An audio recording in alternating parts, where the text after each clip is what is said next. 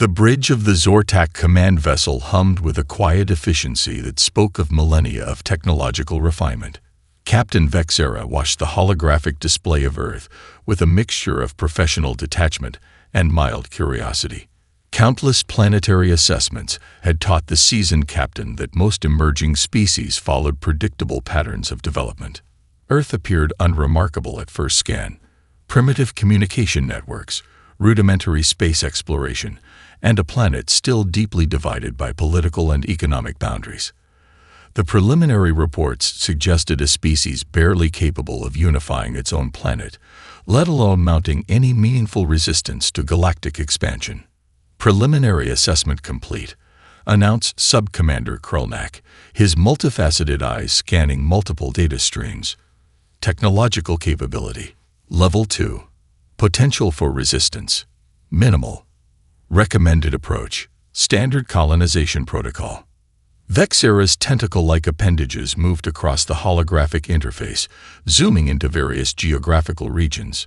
Cities, transportation networks, military installations all appeared vulnerable.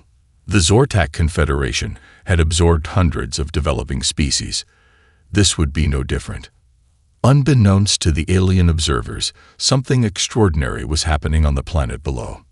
In a nondescript research facility outside Seattle, Dr. Miranda Chen stood before a wall of monitors, her fingers flying across multiple holographic interfaces. The first global early warning system for potential extraterrestrial contact, a project deemed impossible by most of her colleagues, was about to be tested. "Come on," she muttered, adjusting a complex array of quantum sensors. The system represented years of collaborative research, drawing expertise from astronomers, physicists, military strategists, and computer scientists from around the world. Thousands of miles away, in a joint military command center beneath the Rocky Mountains, General Marcus Rodriguez watched the same data feeds. A veteran of multiple international peacekeeping missions, he understood something that most military leaders missed. Humanity's greatest strength was its ability to adapt. "We've been preparing for this moment," he said quietly to his international team. Representatives from China, India, Brazil, Russia, the United States, and a dozen other nations stood united, their previous differences suddenly meaningless. Back on the Zortak vessel, the first anomalies began to appear. "Captain," Krulnak's voice shifted, a hint of uncertainty entering his typically emotionless tone. "We're detecting unexpected quantum resonance from the planet's communication networks." Vexera leaned forward. The quantum readings were unlike anything in the Confederation's extensive database. Most developing species had predictable technological signatures, electromagnetic broadcasts, rudimentary satellite networks, occasional nuclear emissions. This was different. The human communication network wasn't just a system of information exchange. It was evolving, adapting in real time, creating complex patterns that seemed almost alive. Dr. Chen saw it first. A series of coordinated responses triggered across global research networks. Quantum encryption protocols that shouldn't exist were suddenly engaging. Military satellites repositioned with surgical precision. Communication channels that appeared separate began to weave together into a complex, living network. "They know we're here," she whispered. On the Zortak vessel, alarms began to sound. Computational systems that had analyzed thousands of planetary encounters started to malfunction. The human networks were doing something impossible. They were learning, adapting, and responding faster than the ship's advanced predictive algorithms could process. General Rodriguez turned to his team. "First contact protocols," he said simply. "No panic, no fear, just preparation." The quantum sensors in Dr. Chen's facility began to pulse with a rhythmic intensity. Each pulse was a message, a warning, a declaration. Humanity was not just another species to be cataloged and conquered. They were something else entirely. Vexera felt the first real moment of uncertainty in a centuries-long military career. The planet below was not responding according to any known protocol. Its communication networks were transforming, its systems adapting with a speed and complexity that defied standard assessment. "Recalibrate all scanning systems," the captain ordered, a rare edge of tension in the typically calm voice. The Zortak Confederation was about to learn that first impressions could be monumentally misleading. Humanity was waiting, not with weapons, but with something far more powerful: intelligence, adaptability, unity. The Global Scientific Collaboration Center buzzed with an energy that defied conventional research protocols. Dr. Elena Rodriguez stood at the heart of an unprecedented scientific endeavor, surrounded by holographic displays that mapped out the alien technology captured during the first encounter. "We're not just analyzing," she told the assembled team of global researchers. "We're reimagining everything we know about technology, physics, and our place in the universe." The captured alien systems lay disassembled across multiple secure laboratories. Each component told a story of advanced engineering that seemed impossibly complex. Most scientific teams would have been overwhelmed, but humanity possessed a unique capacity for collaborative problem-solving. Dr. Akira Tanaka, a quantum computing expert from Tokyo, examined a small crystalline component that seemed to defy the laws of classical physics. "It's not just a communication device," he muttered. "It's a living computational matrix." Beside him, Dr. Carlos Mendez from Buenos Aires worked on integrating the alien material's molecular structure with existing human nanotechnology. Their workstations connected through a global network, sharing insights in real time, breaking down barriers that had previously separated scientific disciplines. In a secure facility beneath the Rocky Mountains, military researchers worked alongside civilian scientists. General Rodriguez had implemented a radical approach. Every breakthrough would be shared, every insight collaborative. National secrets gave way to a greater mission of understanding and survival. "We're not just defending," General Rodriguez explained to his international team. "We're evolving." The first breakthrough came unexpectedly. Dr. Sophia Ahmed, a materials scientist from Cairo, discovered that the alien technology contained quantum entanglement principles far beyond current human understanding. But where other species might have been intimidated, her team saw an opportunity. "Look at the communication pathways," she pointed out to her colleagues. The holographic display showed intricate networks of energy and information that seemed to breathe with an almost organic intelligence. "It's not just a technology, it's a living system." Across the world, research facilities began to synchronize. Universities, government labs, private research centers, all became part of a single, unified effort. The alien encounter had done what decades of diplomatic efforts could not. It had united humanity with a single purpose. Dr. Rodriguez watched as teams from rival nations worked side by side.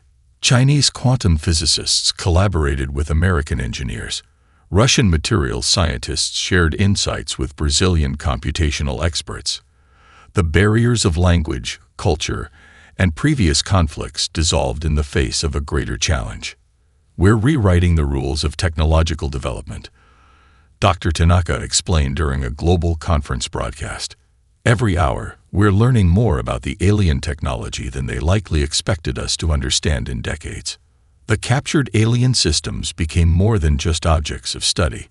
They were keys to understanding a broader universe, windows into technological possibilities that humanity had never imagined. Dr. Maria Gonzalez, leading a team of neural network specialists, made a startling discovery. The alien communication systems operated on principles that blurred the line between technology and consciousness. "It's not just a machine," she reported, her voice filled with excitement. "It's closer to a living organism." Military strategists and scientific researchers began to see the potential beyond simple technological adaptation. This was an opportunity to fundamentally reimagine human potential.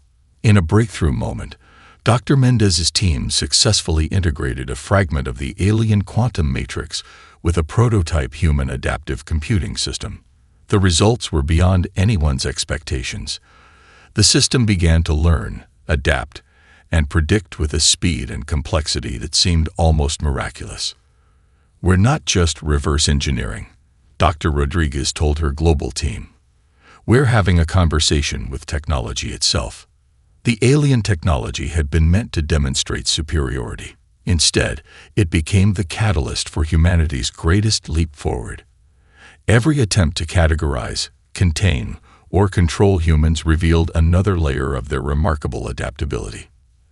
As the days passed, the global research effort transformed. What had begun as a defensive strategy became something more profound.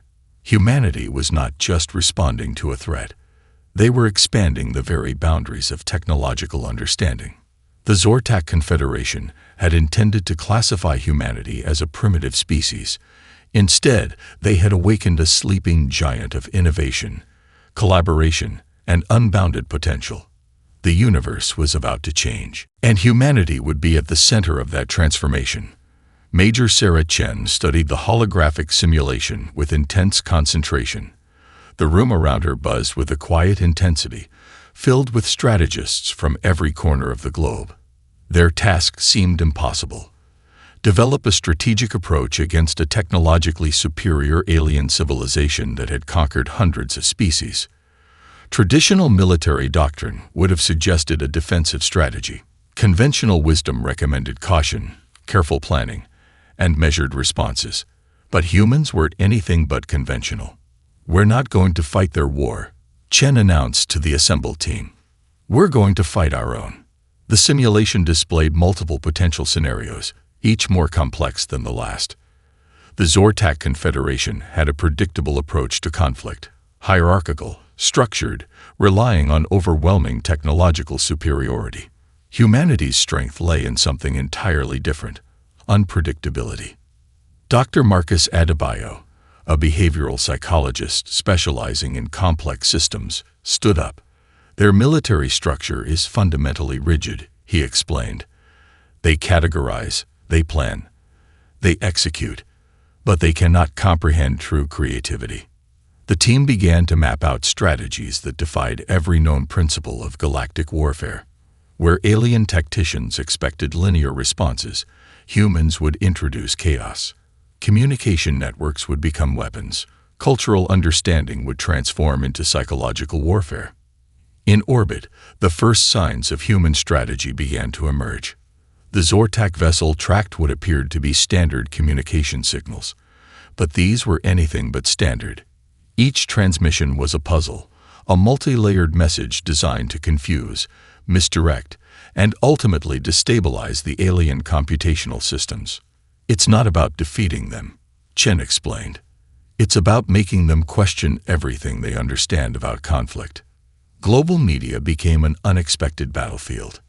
News networks, social platforms, cultural exchanges, each became a potential vector for psychological strategy. The aliens had expected a unified, easily controlled population. Instead, they found a species that thrived on diversity, debate, and constant reinvention. Dr. Elena Rodriguez's research team had discovered something remarkable about human communication.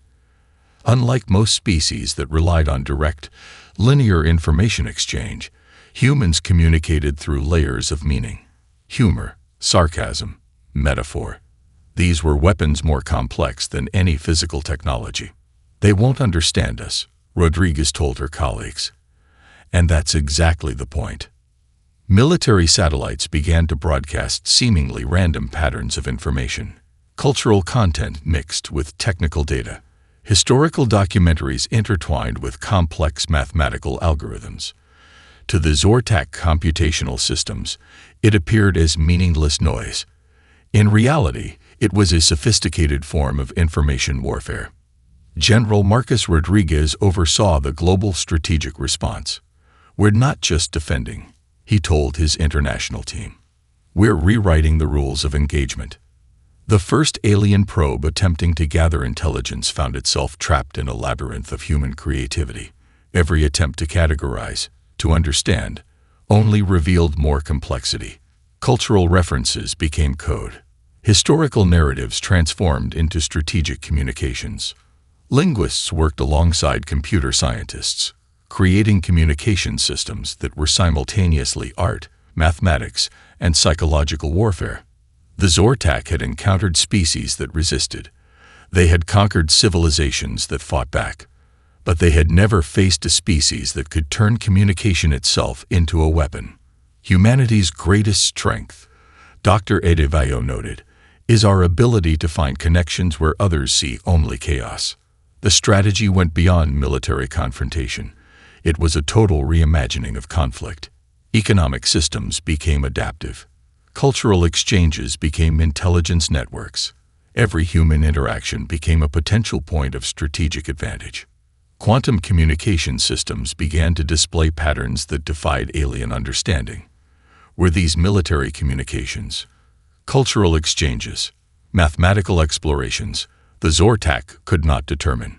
In conference rooms, research facilities, and military command centers around the world, a new approach to conflict was being born. It wasn't about superior technology. It wasn't about overwhelming force. It was about understanding, about adaptation, about turning every potential weakness into an unexpected strength. The Zortak Confederation was about to learn a fundamental truth about humanity. They were not just a species to be conquered. They were a force of nature. The first wave of Zortak attacks came without warning. Massive energy signatures erupted across major metropolitan areas, targeting what the aliens perceived as critical infrastructure. Massive plasma bombardments reduced skyscrapers to ash, communications towers to molten wreckage. But they had fundamentally misunderstood humanity. In Chicago, as the first energy wave decimated the downtown financial district, something extraordinary happened. Within minutes, alternative communication networks sprang to life. Makeshift radio towers assembled from salvaged electronics. Satellite links were routed through university research centers. Community centers transformed into emergency command posts. Maria Gonzalez, a community organizer in the heart of the destroyed downtown, watched as neighbors became a coordinated response unit. A retired telecommunications engineer worked alongside high school students. A local restaurant became a medical trade center. A public library turned into a communication hub. We're not just surviving, she told a group of volunteers. We're rebuilding in real time. The aliens had studied human infrastructure through a lens of centralization. They expected a hierarchical system that would collapse with the destruction of key centers. Instead, they found a living network that adapted faster than it could be damaged. Underground research facilities, prepared for decades for potential global catastrophes, activated backup systems. Scientific research continued uninterrupted. Educational platforms shifted to distributed learning networks. Economic systems transformed, with local communities creating alternative exchange methods within hours of the initial attack. In the Rocky Mountain Command Center, General Rodriguez watched the global response with a mixture of pride and strategic calculation. They think they're breaking us, he said to his international team. We're showing them what resilience really means. School gymnasiums became emergency shelters. University research labs became innovation centers. Every community transformed into a potential resistance point. The Zortak had planned to crush human infrastructure. Instead, they had activated a global survival mechanism more complex than any technological system. Dr. Elena Rodriguez's research team had prepared for this moment.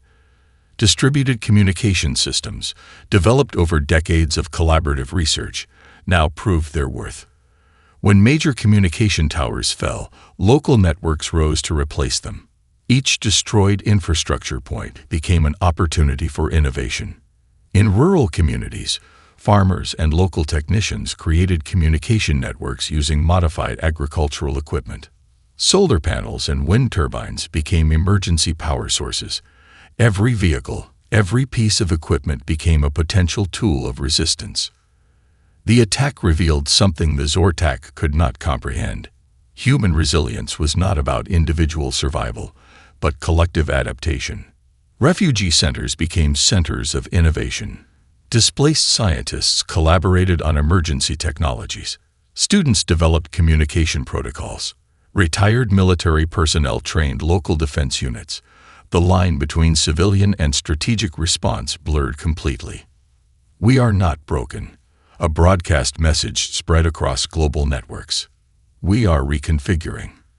In Tokyo, a group of university students developed a new communication protocol that could operate using minimal infrastructure. In Rio de Janeiro, community centers became emergency medical training facilities. In Cairo, local engineers created adaptive power generation systems that could operate under extreme conditions. The Zortak computational systems struggled to process the human response. Where were the central command structures? How could a species continue to function when its primary infrastructure had been destroyed? They did not understand that humanity's true infrastructure was its people. Each destroyed building became a rallying point. Each fallen communication tower sparked new innovation. The attack that was meant to crush human resistance instead revealed its most profound strength: the ability to transform challenge into opportunity. Global communication networks began to display a remarkable phenomenon. As traditional infrastructure fell, alternative systems rose with increasing complexity. Social media platforms became emergency coordination centers. Online learning platforms shifted to support displaced communities. Economic systems adapted in real time. The Zortak had studied hundreds of species. They understood technological systems, military structures, planetary defenses. But they had never encountered a species like humans. A species that did not just survive. A species that transformed. The Global Technological Convergence Laboratory hummed with an energy that defied conventional scientific understanding. Dr. Sophia Chen stood at the epicenter of humanity's most ambitious technological breakthrough, surrounded by holographic displays that seemed to breathe with living intelligence. We're not just creating technology, she told her international team. We're giving birth to a new form of adaptive intelligence. The breakthrough had emerged from an unlikely collaboration. Neurologists worked alongside quantum computing experts. Artificial intelligence researchers partnered with biological systems engineers. The captured alien technology had become more than a tool of study.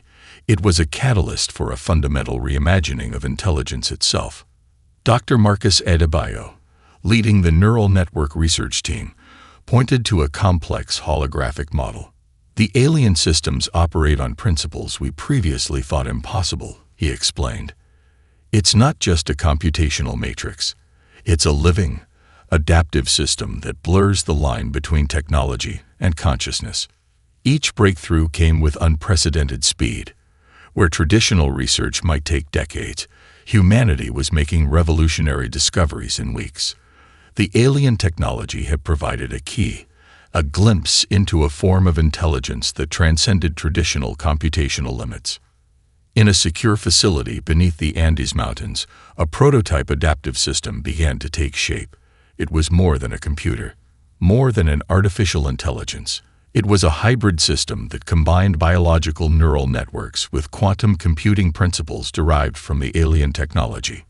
We're creating something that can learn, adapt, and predict with a complexity that approaches living consciousness, Dr. Chen explained to her global team. The first tests were beyond anything the scientific community had imagined. The adaptive system could process complex scenarios faster than any known computational device. It didn't just calculate, it anticipated. It didn't just analyze, it understood. Military strategists watched in awe as the system began to model potential conflict scenarios. Unlike traditional predictive models, this system could account for human creativity, cultural nuance, and unexpected variables. It wasn't just a tool of war, it was a tool of understanding. Dr. Elena Rodriguez's team made a breakthrough that sent shockwaves through the global scientific community. They had discovered a way to integrate quantum entanglement principles with biological neural networks. The result was a computational system that could communicate across vast distances instantaneously, with a level of complexity that defied traditional physics. We're not just building a computer, Rodriguez explained during a global broadcast. We're creating a new form of intelligence that can adapt, learn, and grow in ways we're only beginning to understand. The Zortak technology had been intended to demonstrate superiority. Instead, it had become the key to humanity's most profound technological leap. In research centers around the world, the boundaries between disciplines began to dissolve. Quantum physicists worked alongside neuroscientists. Artificial intelligence experts collaborated with cultural anthropologists. Every breakthrough revealed another layer of potential. The adaptive system began to display characteristics that seemed almost miraculous. It could predict complex social interactions. It could model intricate ecological systems. It could understand nuanced human communication in ways that traditional artificial intelligence never could. It's learning, Dr. Adebayo noted during a critical test. Not just processing information, but truly understanding. Global communication networks began to transform. The adaptive system could optimize infrastructure in real time. It could predict and prevent potential conflicts. It could coordinate complex global responses with a speed and nuance that seemed almost supernatural. The military implications were profound, but the team understood that this was about more than potential warfare.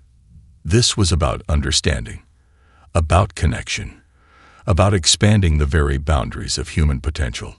Dr. Chen looked at the holographic display, watching as the adaptive system continued to evolve. Each moment brought another breakthrough. Each test revealed another layer of potential. The Zortak had come to classify and control. Humanity was about to show them the true meaning of evolution. We're not just developing technology, Dr. Chen whispered to her team. We're redefining what it means to be intelligent. The universe was about to change, and humanity would be at the center of that transformation. The diplomatic convergence station orbited neutrally between contested galactic territories. Ambassadors from species long oppressed by the Zortak Confederation gathered, watching humanity with a mixture of curiosity and cautious hope. Ambassador Lyrak Tar, representing the Nexian Collaborative, studied the human delegation with intense scrutiny.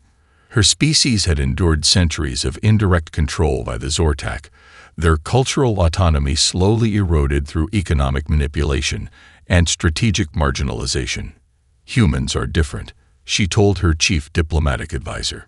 They do not seek to control. They seek to understand. The station's central chamber reflected this unique approach to diplomacy. Instead of the rigid hierarchical meeting spaces typical of galactic negotiations, the human-designed space encouraged fluid interaction. Holographic displays allowed for multiple simultaneous conversations. Translation systems captured not just words, but cultural nuances, emotional undertones. Dr. Elena Rodriguez led the human diplomatic team. Her background in complex systems research made her more than just a traditional ambassador. She understood diplomacy as a dynamic, adaptive process. We're not here to create alliances, she explained to the assembled representatives. We're here to create opportunities for mutual understanding. The marginalized species of the galaxy had learned to survive through careful neutrality. Years of Zortak dominance had taught them to be cautious, to reveal little, to protect their core identities. Humanity represented something entirely unexpected. The Vornal, a silicon-based species from the outer spiral arm, had been particularly oppressed. Their crystal communication networks had been systematically dismantled by Zortak expansion policies. Now they watched as humans proposed a radical approach to technological and cultural exchange. Your communication networks, a Vornal representative observed, they are not designed to control. They are designed to connect. Diplomatic discussions took unexpected turns, where traditional galactic negotiations focused on resource allocation and territorial boundaries. Human representatives introduced concepts of collaborative development, technology sharing, cultural exchange, mutual growth. The Nexian representatives brought forward documentation of centuries of economic suppression. Instead of offering military support, the human team proposed collaborative economic reconstruction models. Not conquest, not revenge, understanding. Ambassador Kektar found herself repeatedly surprised. Human diplomats did not approach negotiations as a zero-sum game. They saw potential where others saw conflict. We are not asking you to fight, Dr. Rodriguez explained during a critical session. We are asking you to reimagine what is possible. Technological demonstrations followed diplomatic discussions. Human adaptive communication systems could restore network infrastructures decimated by years of Zortak control. Cultural preservation algorithms could help marginalized species document and protect their historical narratives. The Quantum Diplomatic Network, a human-developed communication platform, allowed for unprecedented levels of transparent interaction. Species that had been isolated could now share experiences, collaborate on research, develop joint economic initiatives. This is not about human superiority, Dr. Rodriguez told the assembled ambassadors. This is about collective potential. Some delegation members remained skeptical. Centuries of oppression did not dissolve easily, but something fundamental was changing. The marginalized species began to see humanity not as potential conquerors, but as potential partners.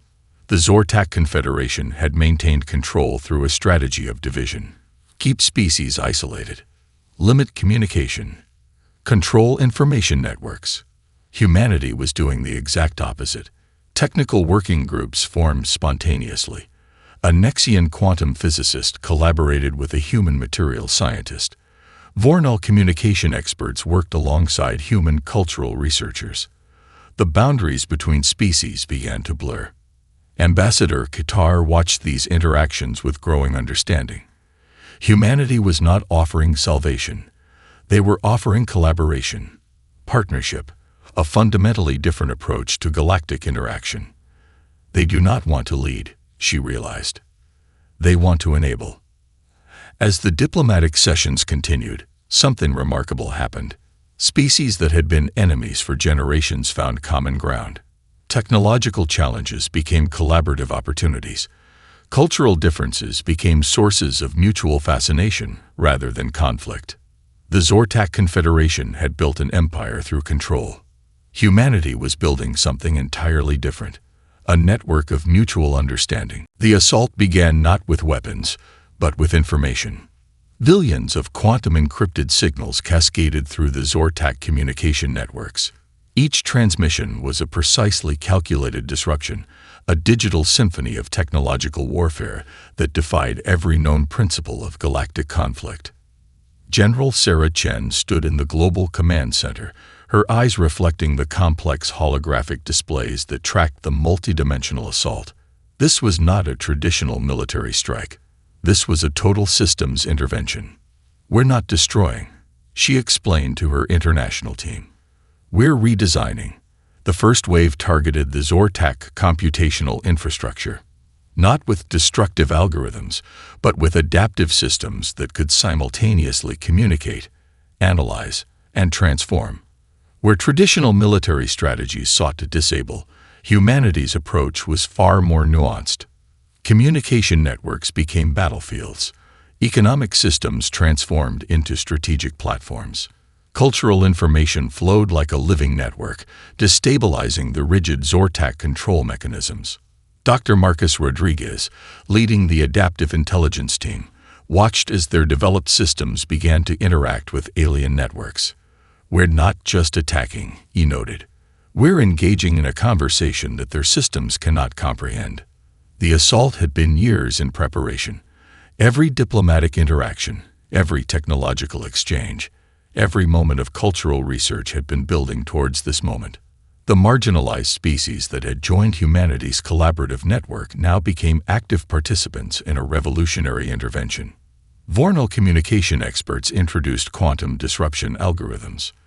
Nexian adaptive networks provided strategic infiltration pathways. What appeared to be a human-led assault was actually a collaborative galactic response. In the Zortak home systems, computational networks began to display increasingly erratic behaviors. Traditional control mechanisms started to fail. Hierarchical communication structures dissolved. Economic systems became unpredictable. They built an empire on control, Dr. Elena Rodriguez explained during a strategic briefing. We're demonstrating the power of adaptive collaboration. Military installations found their communication systems transforming. Defensive networks became pathways for cultural exchange. Weapon systems began to display unexpected behaviors, not destruction, but communication. The assault was psychological as much as technological. Every intervention carried layers of meaning. Information flows revealed cultural complexities. Communication networks became platforms for understanding. Zortak leaders watched in growing confusion as their systems of control began to dissolve. This was not a traditional invasion. This was a fundamental reimagining of systemic interaction. Adaptive intelligence systems developed by human researchers worked in concert with technologies from allied species. Each intervention was a complex, multilayered communication, not an attack, but a conversation. "We're not conquering," General Chen told her team. "We're offering an alternative." Strategic points of Zortak infrastructure began to transform. Military communication networks became platforms for cultural exchange. Economic control systems dissolved into collaborative platforms. The marginalized species that had joined humanity's network now played crucial roles. The Nexian quantum communication experts, the Vornal adaptive network specialists, each brought unique capabilities to a collaborative intervention. What the Zortak had considered a hierarchical empire began to reveal itself as a complex, interconnected system vulnerable to adaptive transformation. Computational systems that had maintained control for centuries began to display unexpected behaviors. Defensive networks became pathways for dialogue. Weapon systems transformed into communication platforms. Dr. Rodriguez watched the holographic displays, noting the intricate dance of technological and cultural intervention. "We're not destroying their systems," she explained. "We're helping them evolve." The assault continued, not with weapons of destruction, but with technologies of understanding. Each intervention carried multiple layers of potential. Communication networks became platforms for cultural exchange. Economic systems transformed into collaborative opportunities. The Zortak Confederation had built an empire through control and separation. Humanity was demonstrating another possibility. A network of mutual transformation. The Galactic Convergence Center stood as a testament to a new era of interstellar cooperation. Where once rigid boundaries had separated species, now a living network of communication and mutual understanding emerged. Dr. Elena Rodriguez looked out over the assembled representatives from hundreds of different civilizations. The old Zortak Confederation had been dismantled, not through destruction, but through a profound transformation of galactic interaction. "We are not here to rule," she addressed the gathering. "We are here to learn, to grow, to create possibilities." The transformation had been more complex than anyone could have anticipated.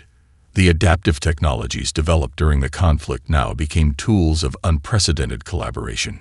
Communication networks that had once been weapons now facilitated cultural exchange. Economic systems that had been designed for control now enabled mutual growth. Ambassador Lyra Tar from the Nexian Collaborative stepped forward. Her species, once marginalized, now played a crucial role in the new galactic framework. "Humanity showed us that strength is not about domination," she explained. "It is about connection." The technological breakthroughs were remarkable. Adaptive communication systems allowed species with fundamentally different biological structures to share complex ideas. Cultural preservation algorithms helped protect the rich diversity of galactic civilizations. Economic collaboration platforms created opportunities for species that had previously been isolated. Dr. Marcus Rodriguez, leading the Interstellar Collaborative Research Initiative, presented the latest developments. "We are not creating a single unified system," he explained. "We are creating a network that celebrates diversity while enabling mutual understanding." The Vornal representatives demonstrated a new communication technology that could bridge biological and technological differences. What had once been seen as insurmountable barriers now became opportunities for innovation. Educational exchanges became a cornerstone of the new galactic approach. Young researchers from different species worked together on complex challenges. Cultural exchange programs allowed for unprecedented levels of mutual understanding. General Sarah Chen, now leading diplomatic technological development, explained the fundamental shift. "We are not building an empire," she told the assembled representatives. "We are creating a living network of mutual potential." The technologies developed during the conflict found new purposes. Adaptive intelligence systems became tools for solving complex ecological challenges. Quantum communication networks enabled unprecedented levels of scientific collaboration. Species that had been enemies for generations now found common ground. The rigid hierarchies that had defined galactic interactions for millennia began to dissolve. In their place, a more fluid, adaptive approach emerged. "We are redefining what is possible," Dr. Elena Rodriguez told a group of young researchers from multiple species, "not through conquest, but through collaboration." The economic systems that emerged were equally revolutionary. Instead of resource extraction and control, the new galactic framework focused on mutual development. Species could now share technological insights, collaborate on scientific challenges, and create opportunities that transcended traditional boundaries. Adaptive communication platforms allowed for unprecedented levels of cultural exchange. A researcher from a silicon-based species could now share complex ideas with a biological entity, breaking down communication barriers that had existed for millennia. The Zortak Confederation's former systems of control were systematically transformed. Military installations became research centers. Weapon development facilities turned into collaborative technological innovation hubs. "We are not erasing the past," Ambassador Kitar explained during a critical session. "We are creating a future of mutual understanding." The young generations of multiple species began to see the galaxy differently. Boundaries became fluid. Cultural differences became sources of fascination rather than conflict. Scientific challenges became collaborative opportunities. Dr. Rodriguez looked out over the Galactic Convergence Center. The holographic displays showed a living network of communication, innovation, and mutual potential. Species that had once been isolated now worked together on challenges that no single civilization could solve alone. The technologies developed during the conflict had revealed a fundamental truth. Strength was not about domination. It was about connection, about understanding, about creating possibilities that no one could have imagined alone. Humanity had not conquered the galaxy. They had invited the galaxy to reimagine itself.